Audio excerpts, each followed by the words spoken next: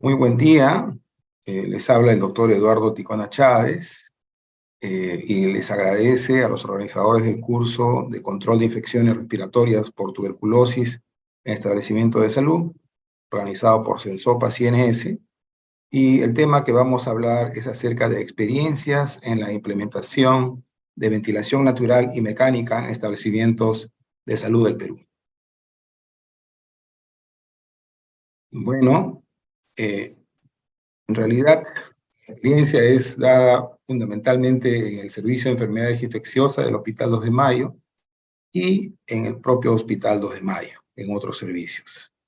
Bueno, acá quiero mostrarles, este es un pabellón construido en los años 1930 en el Hospital 2 de Mayo, que era un pabellón exclusivamente para pacientes con tuberculosis.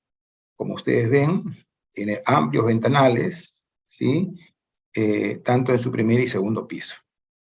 En la actualidad, el primer piso es dedicado a enfermedades infecciosas y el segundo piso a neumología. ¿Sí?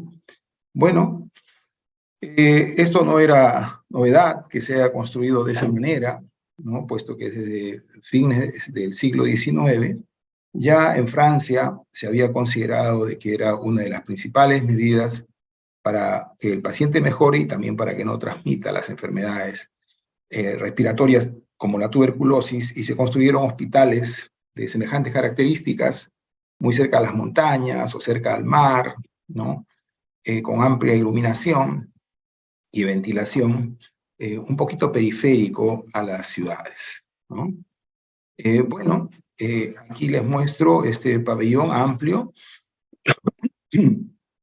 Si bien es cierto, no es precisamente el servicio de enfermedades infecciosas, ¿no? Pero es su homólogo en la parte superior. No tenemos una foto pre-intervención de la sala, pero es su homólogo, es semejante, donde podemos apreciar la ventilación cruzada, ¿no? Y amplios habitaciones, ¿no? Bueno, así es como nosotros nos hemos desempeñado y teníamos 20 pacientes, 10 a cada lado, ¿no? En nuestra sala. Y podemos ver acá en este esquema, ¿no? Que en la parte inferior eso correspondía a esta sala, ¿sí? Y luego hacia el lado derecho había una semejante, pero que estaba deshabitada por razones de falta de problemas de estructura, por un terremoto previo, la sala de espera y unos consultorios, ¿no? La sala de espera era interior. Bueno, en estas condiciones nosotros estábamos atendiendo a nuestros pacientes que originalmente fueron pacientes con cólera, luego otras enfermedades infecciosas, inmediatamente pacientes con VIH en los años 90, ¿no? Sin embargo, podemos apreciar que ya desde 2 años después de comenzar a atender a los pacientes con infección con VIH de manera prácticamente dominante en ese servicio, comenzamos en un pequeño estudio que se hizo de las cepas, ¿no? De 25 cepas de pacientes con T y VIH, se apreció que el 4% tenían tuberculosis multidroga resistente, ¿no? Que a diferencia de la estadística nacional, los datos indicaban que no llegaba o llegaba a las justas al 2%, ¿no? Entonces había algo especial ahí.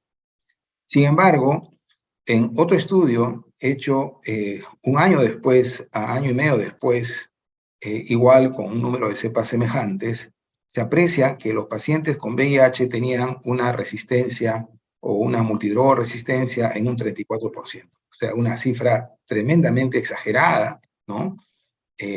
Para las cifras nacionales. Y esto se notificaba al ministerio, sin embargo, no les parecía creíble.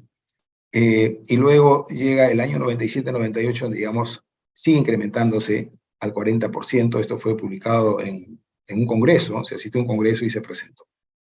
Bueno, todo esto motivó que también el ministerio y algunos otros investigadores se asocien con nosotros y se haga una investigación en 10 hospitales de Lima, ¿no? Entre el año 99 y 2000. Y esta investigación en 10 hospitales de Lima, donde incluía al Hospital 2 de Mayo, puede mostrar o encuentra lo siguiente, que estos son pacientes con VIH y estos son pacientes que son VIH negativos o sin saber si son VIH positivos o negativos. En los VIH positivos en estos 10 hospitales salió que la multidroga-resistencia estaba en 43%, ¿sí?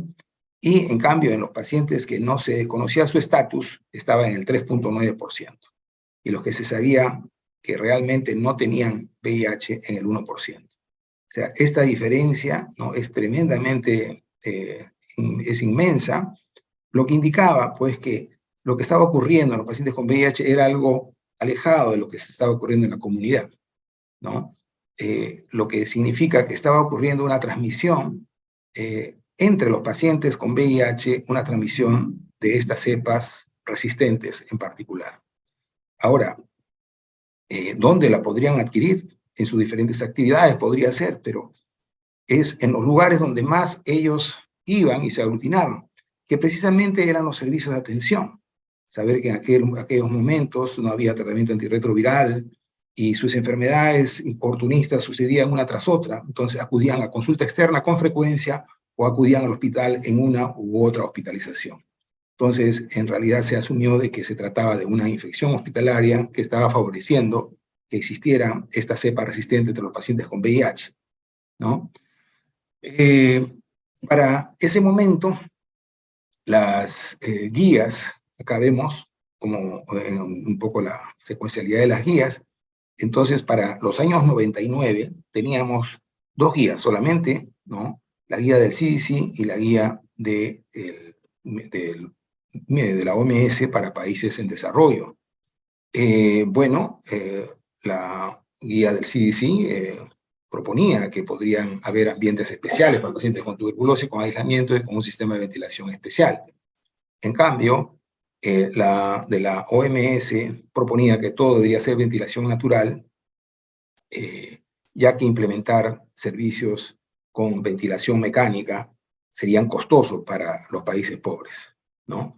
Bueno, en ese contexto, sabiendo que teníamos la ventilación natural por excelencia adecuada, ¿no?, por tener esos pabellones tan amplios y ventilados, pensábamos que algo más tenía que hacerse, y es así como hubiera una intervención en relación a implementar ambientes de ventilación mecánica, ¿no? Y esto partiendo de que la transmisión de la tuberculosis es por gotitas pequeñas, ¿no? Y estas gotitas pueden quedar suspendidas en el aire por varias horas o inclusive más de un día. Y si nuestros pacientes están en ambientes que, cierto, están bien ventilados, sin embargo, no podríamos garantizar que esa ventilación se dé las 24 horas, sobre todo en etapas de invierno en que buscan cerrar las ventanas, ¿no?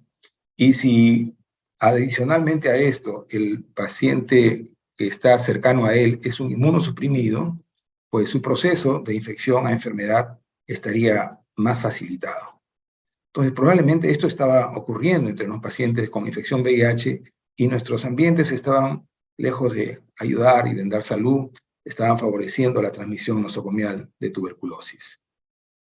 Entonces, nos decidimos por implementar ambientes de ventilación mecánica, que su principio es el que se encuentra aquí, ingresa, porque es el suministro de aire, ¿no?, y luego es la extracción de aire y sale hacia afuera con filtro seco. ¿Qué ventaja tiene esto? Que trae un flujo continuo de aire, o sea, no se puede cerrar las ventanas, ¿verdad? Y aparte de eso, siempre va a estar corriendo el aire, recambiando el aire en una medida estándar que nosotros le indicamos, o los ingenieros lo indican, generándose una presión negativa también al abrir la puerta, ¿no? El aire está saliendo por los equipos de succión, de tal manera que las gotitas no salen hacia el pasadizo o hacia otras personas. Entonces se busca un flujo de recambio de aire estándar, ¿no?, que vienen a ser entre 10 y 12 recambios de aire por hora, un flujo continuo de tal a tal lugar, y una presión negativa que hace que no pueda afectarse al personal de salud o a otras personas. Esta es la infraestructura que se pudo obtener, un ambiente individual, ¿no?, donde, por supuesto, el personal está con su respirador, el aire ingresa por la parte superior y extrae a la altura de la cabecera del paciente. Entonces, el flujo hace que el aire ingrese y pase por el paciente y pueda ser extraído.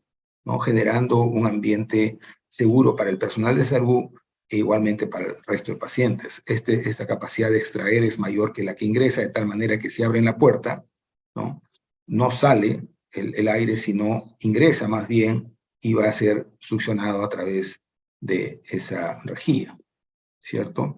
Bueno, esto fue hecho en el año 2001, ¿sí? Entonces, seguido en la cronología, como les estoy mostrando. Entonces, realizamos esa intervención transformando esta zona, que era una zona inhabitable, ¿no?, en una zona de aislamiento, y recordar que esta zona era la sala de espera y la transformamos de la siguiente manera. Entonces, esta zona es la zona de aislamiento con cuartos individuales, ¿no?, que están con una ventilación mecánica a presión negativa, ¿no? Y esta sala de espera se sacó hacia el jardín, ¿no? Y ampliamos el nivel de consultorios. Bueno, el consultorio siguieron siendo lo mismo, 2 consultorios, sino que se tenía servicio social y psicología como servicios importantes para la atención del paciente con VIH. Y hacia el lado izquierdo seguía nuestro ambiente general, ¿no?, donde estaban los pacientes sin tuberculosis, ¿no? Entonces, esta fue los cambios que se realizaron en el año 2001. Como les digo, cada cambio que se ha hecho o la experiencia que se tiene es en función de lo que observábamos de respuesta a lo que estábamos pasando, ¿no?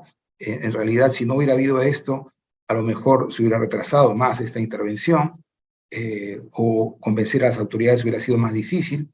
Sin embargo, a las autoridades solo lo convencimos para que nos permita ingresar a trabajar en esa área que estaba abandonada, porque esto no intervino el Estado, sino fueron donaciones de personas o instituciones, fundamentalmente religiosas, para que se pueda llevar a cabo, porque estábamos saliéndonos del libreto.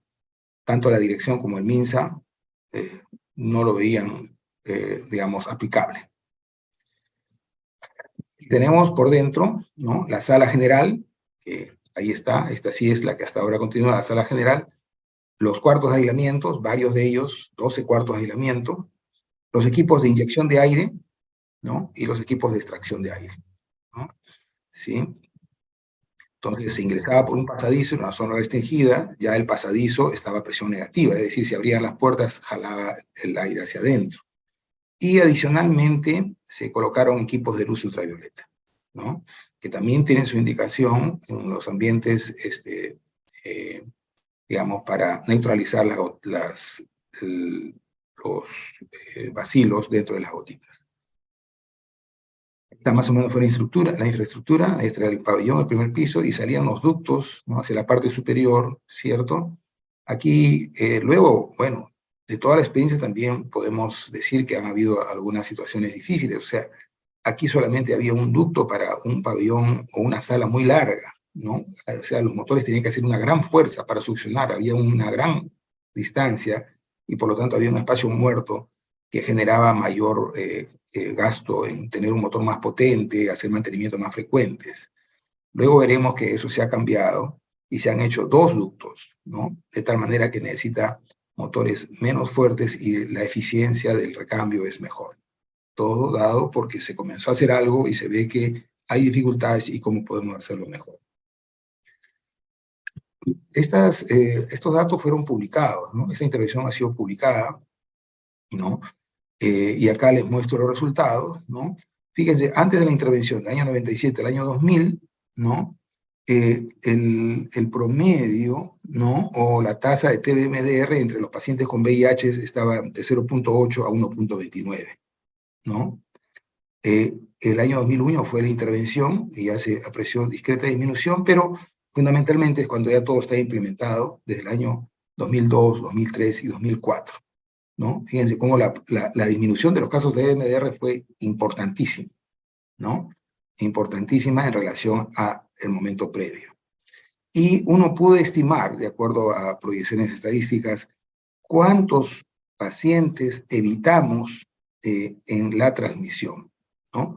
Es decir, cuántos no se presentaron, ¿sí?, si es que las condiciones hubieran seguido igual.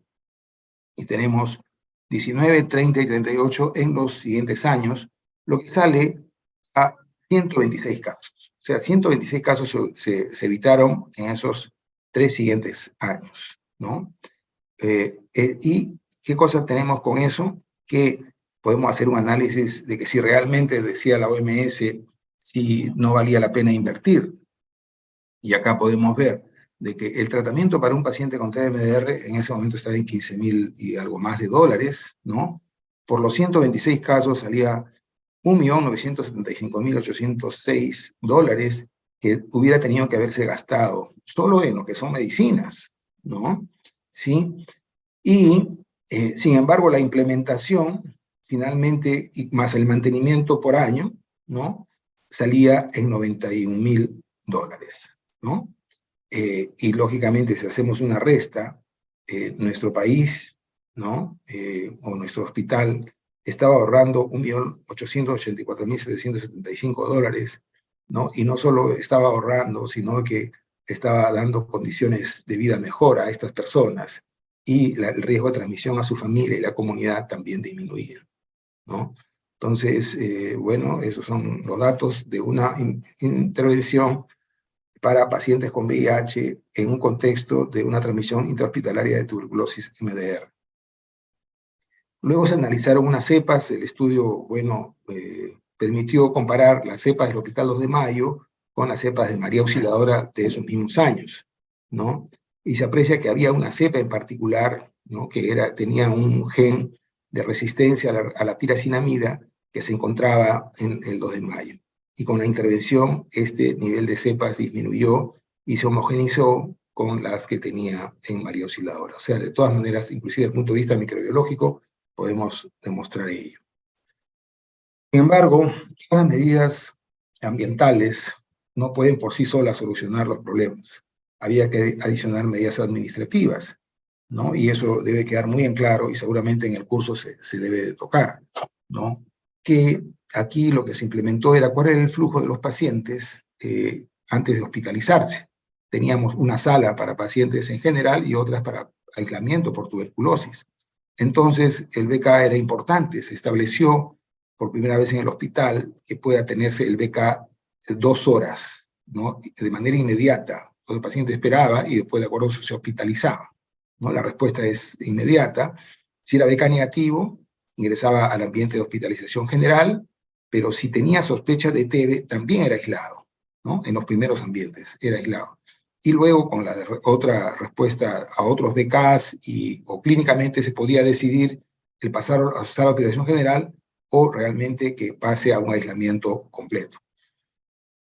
Y los que eran BK positivos, también había los ambientes anteriores o más próximos a la puerta, eran para pacientes con sospecha de TMDR o con sospecha de TMDR. Y si eran demostrados, pasaba a un ambiente más interior con pacientes con MDR. De tal manera que la sala de aislamiento, a su vez, tenía subdivisiones, ¿no? De pacientes que se sospechaba TB, aunque su BK era negativo, pacientes que tenían TB, pero se sospechaba que no eran MDR, y los pacientes que sospechaban que era MDR o que eran MDR estaban más adentro. Bueno, a su vez también se hizo un estudio, como ustedes habrán podido ver en el dibujo anterior, ¿no? Aquí está en este gráfico. Acá había un bioterio, se estableció un bioterio en la parte superior, ¿no? Y se exponía el aire que pasaba a través de ellos. Identificar las cepas de Mycobacterium que tenían los cuyes, ¿no? Y también se identificaban las cepas de los pacientes y se hacía una correspondencia. En base a eso se pudo determinar, ¿no? Que los pacientes que tenían TBMDR eran los que más transmitían y los cuyes tenían más TBMDR que TB sensible, lo que indicaba que más transmitía la TBMDR, pero en realidad no transmitía más la TBMDR a los cobayos por el hecho que era más transmisible la TBMDR. Lo que ocurría era que los pacientes con TB sensible recibían su tratamiento y respondían bien, entonces dejaban de transmitir, mientras que los pacientes con TBMDR no mejoraban y más aún empeoraban en el tiempo debido a que ellos recibían tratamiento para TB sensible siendo resistentes. Bueno, esa también demostró eso, ¿no? Que los tratamientos eran inadecuados para nuestros pacientes, ya que recibían solamente tratamiento para TB sensible y no para TMDR, siendo TMDRs, bueno, los momentos para diagnosticarlos eran muy lentos en aquel momento. Esto es algo que cambió el panorama, pero como verán fue 2004 para finales, ¿no? O sea, fuera de la intervención, en el cual, gracias a una propuesta trabajada también por nuestro equipo, frente al Fondo Mundial de Lucha contra Tuberculosis, SIDA y Malaria, se logró obtener un presupuesto nacional para poder disponer de droga de segunda línea para pacientes con tuberculosis, ¿no? Que se le pueda ofrecer a todos en el país, incluyendo los pacientes con VIH, y también se inicia el acceso universal al tratamiento antirretroviral en el país, ¿no? Bueno, son otras medidas también adicionales que se tuvo que implementar, pero ya antes se ha podido ver que la utilidad del sistema de ventilación. Hay algunas formas de medir los recambios de aire. Y yo no sé si esto va a ser expuesto en otra clase, pero solo mencionarles que en un ambiente determinado, ¿no? Por decir la habitación donde me encuentro, hay una cantidad de CO2, ¿no? Propia del aire o propio de lo que también yo estoy exhalando, ¿no? Entonces, si yo luego cierro este ambiente, ¿no? E inyecto CO2, va a incrementar el nivel de CO2 en esa habitación, ¿no? Pero es cerrado la habitación, de tal manera que no tiene cómo escaparse el CO2, ¿no? Entonces, el CO2 va disminuyendo lentamente, ¿no? Por los pequeños espacios que pueden generarse debajo de la puerta o las rendijas de las ventanas. Y luego abro súbitamente las puertas y las ventanas, y el CO2 inmediatamente cae y vuelve al nivel como estábamos previamente. Entonces, esta gráfica colocada en un software, ¿no? Nos permite determinar cuántos recambios de aire existen en esta habitación con las puertas y ventanas abiertas, ¿no? Y poder decir esta habitación, digamos, es segura o no para la transmisión de tuberculosis, ¿no? Aquí podemos ver, está el doctor Rod Scombe, que igualmente participó en las investigaciones y fue uno de los impulsores de esto, con los balones, ¿no? Que son extinguidores que tienen CO2, ¿no? Se llega a un ambiente determinado, ¿no? Se cierra las puertas y ventanas, se libera el CO2 busca difundir, aquí buscamos ayudar a que se difunda lo más rápido, ¿no? Porque también es costoso el CO2, entonces una vez difundido se comienza a medir, ¿no? Y después se espera que se vaya diluyendo progresivamente. Bueno, aquí estamos también mostrando que es experiencia pero directa. Bueno, entonces, en estos ambientes se hacen las mediciones. Y miren, en estos ambientes, ¿no? Hay 18 cambios de aire, 32 recambios de aire, o sea, es una gran cantidad de recambios de aire, es decir, la ventilación natural es buena, ¿no? Miren aquí, ¿no? Claro, hay un ambiente que estaba menos abandonado, pero igualmente, ¿no? 35 recambios de aire, 63 recambios de aire, bueno, acá también le faltaba vidrios en varias lunas, pero en varias ventanas, sin embargo, bueno, eso es lo que se puede medir. Miren cómo se aprecia la cantidad de recambios de aire que hay en una habitación. Sin embargo, ya vemos las edificaciones modernas. Las edificaciones modernas, aún en nuestros hogares o lugares comunitarios, ahora son de techos más bajos, ¿no? Y se utiliza mucho la luz eléctrica, ¿no? Y la ventilación hacia el exterior es menor, ¿no? Por el ruido, seguridad, etcétera, ¿no? Entonces, y estos son algunos ambientes de emergencia. Entonces, acá vemos al medir que los recambios de aire son mucho menores, ¿no? ¿Sí? En ambas estructuras. En otros un poquito mejor, ¿no? Pero vemos que son mucho menor que los ambientes antiguos. Entonces, con esto se puede apreciar que la velocidad del viento exterior ayuda a los cambios de aire que hay en un ambiente interior, ¿no? A los cambios de aire por hora en un ambiente interior, ¿no? Entonces, porque hay momentos en los cuales no hay viento tampoco en la parte externa, entonces el recambio interno disminuye, ¿no? Los diseños, como acabamos de ver, ¿no? Un diseño, digamos, más actual, ¿no? Permite mayor recambio que un diseño, pues, antiguo, que un diseño más moderno, ¿no? Que no está ayudando en ello. El número de ventanas.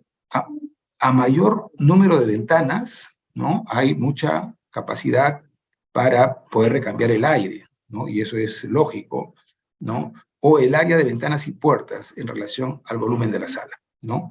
A mayor número de ventanas y puertas, mayor recambio de aire, ¿no? Esas son lecciones para luego poder intervenir.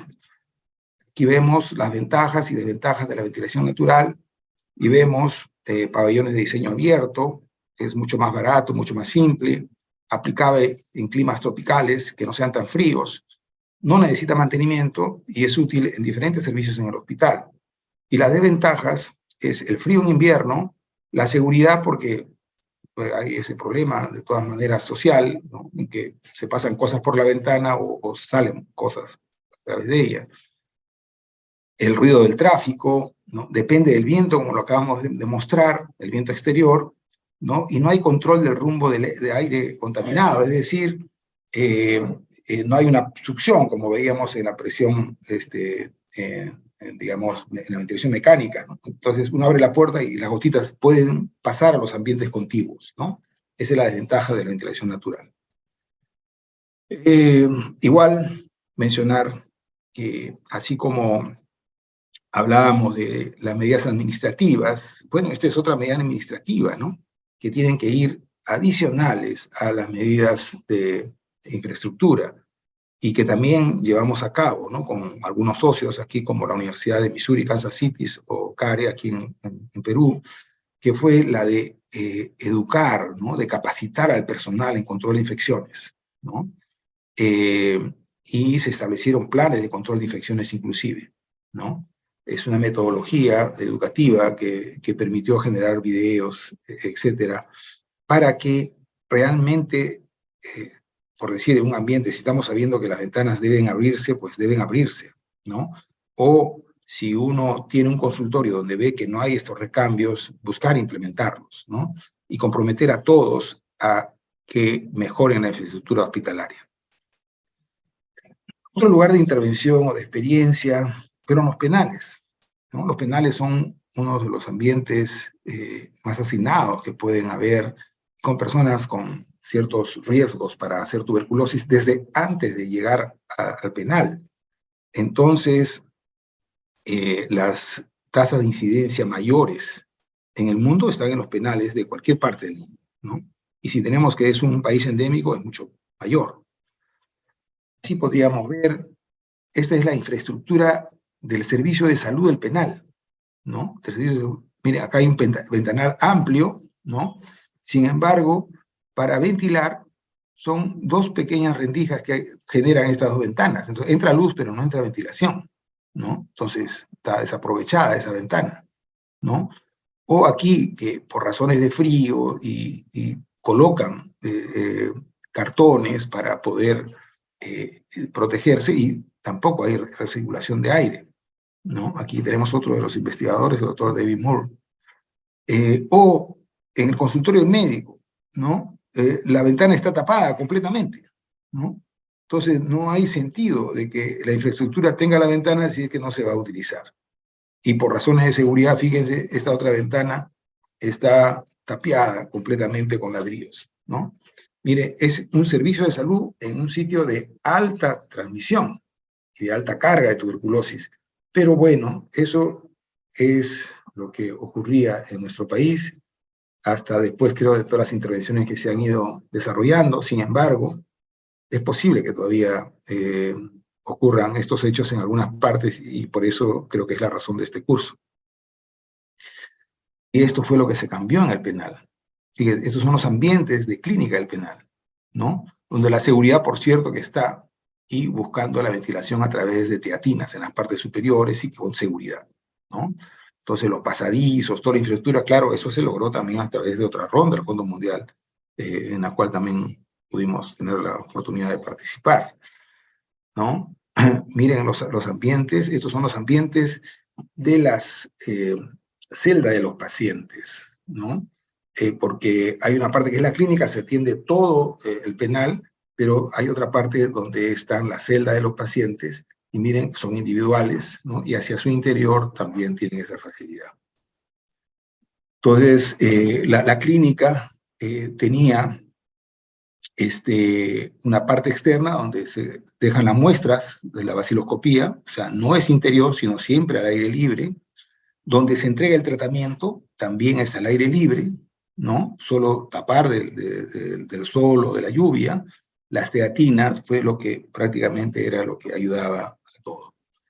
Entonces, igualmente, pre-intervención, los recambios de aire eran muy bajos y post-intervención se logró una mejora significativa en estos ambientes. Y nuevamente se buscó que haya unas buenas condiciones en la clínica de atención como en las celdas de aislamiento, ¿no? La celda de aislamiento de TB, o sea, es un pabellón que ya existía desde previo a la intervención, que era para pacientes con tuberculosis, pero era un paciente que era el peor de todos los pabellones que existían, ¿no? En el sentido en que iban las personas enfermas, por lo tanto marginadas, que no se sabía saber nada de ellos, pues vivían en un solo pabellón todos hacinados, ¿no? En cambio, ahora se transformó ese pabellón de los pacientes que están bajo tratamiento durante los primeros meses hasta hacerse BK negativos en estas buenas condiciones. Luego regresaban a sus pabellones, ¿no? Entonces, sin embargo, bueno, este ya es otro aspecto, es desde el punto de vista de dónde debe de seguir ocurriendo la mayor transmisión de TB, pues es en los otros pabellones, ¿no? Las personas siguen ingresando con diversas condiciones sociales que ya los pueden hacer que ingresen con tuberculosis o con riesgo de hacerla, ¿no? Y mientras diagnostiquemos la tuberculosis en esos pacientes, ya la transmisión se ha ido dando, ¿no? Ahora se están implementando medidas de diagnóstico muy temprano, ¿no? A través de pruebas moleculares que permite más temprano aislar a estas personas, ¿no? Aquí una intervención en relación a las salas de espera y consultorios en nuestro hospital, ¿no? Aquí mostramos nuestro hospital, ¿no? Y esta intervención, que fue publicada el año 2019, consistió en, era la sala de espera, ¿no? Esta es la parte de arriba del techo de la sala de espera, ¿no? Una sala amplia de espera, donde en la parte superior habían unas ventanas, unos ventanales, ¿no? Que realmente no eran teatinas, solo permitían entrar luz y estaban selladas, ¿no? Entonces lo que se hizo fue elevar estas ventanas, ¿no? Y colocar unas redecillas hacia la parte laterales de estas ventanas que se elevaron para que entre el aire, ¿no? Entonces se pudo conseguir, como ustedes verán, un incremento significativo de la ventilación de esas áreas grandes de sala de espera, ¿no? Entonces lo que de alguna manera la sala de espera era un centro de espera de salud y también de riesgo de tuberculosis pudo controlarse. Otros aspectos, ¿no? O sea, uno busca la ventilación cruzada, ¿no? Pero si las ventanas solo están para este lado y la puerta está cerrada, no hay ventilación cruzada. Entonces, lo que se implementaron en los consultorios fue en la parte superior de los consultorios hacerle unos agujeros que podrían ser de esta manera, o bajar la puerta y en la parte superior hacer las ventanas, ¿no? De tal manera que ingrese el aire y corre hacia el otro lado y se tiene recambios de aire. Y los consultorios intervenidos igualmente cambiaron sus recambios de aire de manera significativa, ¿no? Igualmente aquí también, estos son esta de aquí es la sala de espera, acá hay un pasadizo que es la sala de espera de rayos X, ¿no? Aquí cada uno de estos ambientes son equipos de rayos X, ecografía, tomografía, y precisamente son personas que a lo mejor son sintomáticas respiratorias que están esperando las imágenes y todos están esperando sentados y tal vez transmitiéndose, ¿no? Entonces lo que se hizo fue coger un martillo y romper los vidrios de la parte superior de estas ventanas, ¿no? Y con eso se consiguió incrementar los recambios de aire de manera significativa. Y miren qué tan fácil es, ¿no? Lógicamente, si no hay ventanas, nadie las va a cerrar y están en la parte superior y esto no tampoco los pone al aire libre y permite que los recambios de aire se den, ¿no? Entonces, Antes de la intervención, ¿no?, el riesgo de TB calculado por las fórmulas de este tipo, que son empleadas para este tipo, era mayor, ¿no? Y después de la intervención, los riesgos cayeron de manera importante, ¿no? Y todo producto de haber mejorado los cambios de aire por hora, ¿no? Entonces, esa intervención mostró en la sala de espera, ¿no?, que aumentó la media de recambios de aire por hora, ¿no? Por decir, de 5 a 15, de 11 a 16, de 10 a 17, de 9 a 66. En los consultorios aumentó de 3.6 a 17, de 2.7 a 12, ¿no? Entonces, con eso se pudo apreciar que se obtuvo una media de reducción de 72% en el riesgo de transmisión de TB, tanto para los trabajadores de salud como para los pacientes que están en las áreas de espera. Y el costo, sumamente económico, ¿no? Menos de $75, ¿no?, en los consultorios, y fue un poco más en la ampliación de otros cuartos, o sea, no lo he puesto, pero por decir, en un caso, la sala de espera se tuvo que construir en la parte exterior, ¿no?, y tuvo que cambiarse todo un flujo de infraestructura, e inclusive un consultorio transformarlo en pasadizo, y que sea como la sala de admisión, ¿no?, donde pudo costar un poco más, pero aún así, ¿no?, esto fue bastante económico. Entonces, ¿qué fue de la sala de aislamiento respiratorio? O sea, volver a nuestro sistema de aislamiento con el cual comenzamos la exposición. Durante 12 años, su mantenimiento se realizó por proyectos de investigación y ocasionalmente por el hospital. Los recambios de aire disminuyeron y se presentaron casos de aspergilosis pulmonar invasiva inusuales. Eso implicaba que los motores ya se habían gastado, ¿no?, y también los ductos comenzaron a fallar o ya a estar contaminados, ¿no? Se necesitaba una renovación total del sistema de ventilación. Ya habían pasado 12 años, ¿no? Era su tiempo de vida, como de un auto o de cualquier sistema, una refrigeradora, hasta una computadora, hasta antes se cambia, o sea, acá tiene su utilidad. Sin embargo, el hospital no le dio importancia, invertía en otros sistemas y, como siempre, la tuberculosis y pacientes con VIH no siempre lo consideran como de primera intención, invertir o hacer cambios. Esta área estuvo cerrada durante 4 años y se convirtió en un depósito de medicamentos.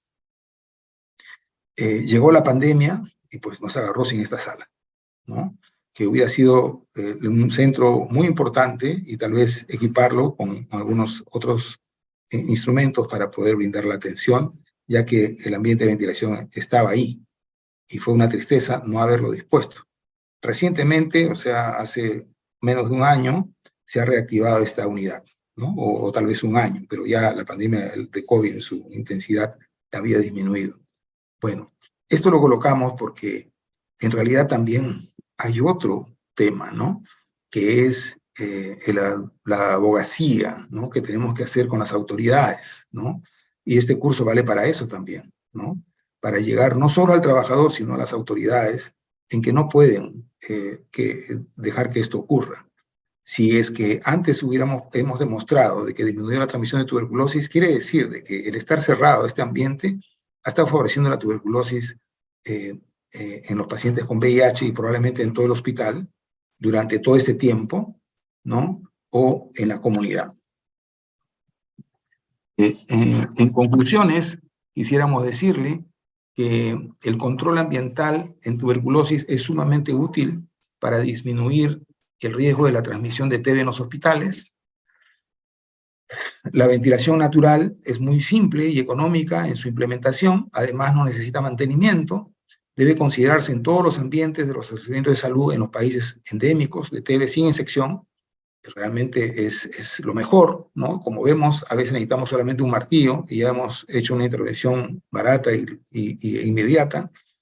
La ventilación mecánica es ideal, ya que permite garantizar el flujo del aire y que este flujo sea constante durante las 24 horas, ¿no?, la cantidad de recambios de hora. Sin embargo, debido a su costo, ¿no?, fundamentalmente yo creo que es la sensibilidad de las autoridades es el que debe de limitarse, donde de todas maneras debe no puede no haberlo, es en ambientes de pacientes con VIH, puesto que son muy sensibles a la infección, y especialmente en ambientes de TMDR, por el riesgo de transmisión a la comunidad, ¿no? La ventilación mecánica, como vemos, puede ser afectada por inconvenientes, sobre todo en los países en desarrollo, económicos y políticos, como es lo que ocurrió en nuestro servicio. Bueno, muchísimas gracias. Ha sido un gusto compartir con ustedes estas experiencias y espero que la puedan aprovechar por el bien de ustedes, de la comunidad, es decir, los trabajadores en el ámbito hospitalario y, por cierto, para los pacientes y la comunidad en general. Nuevamente, muchas gracias.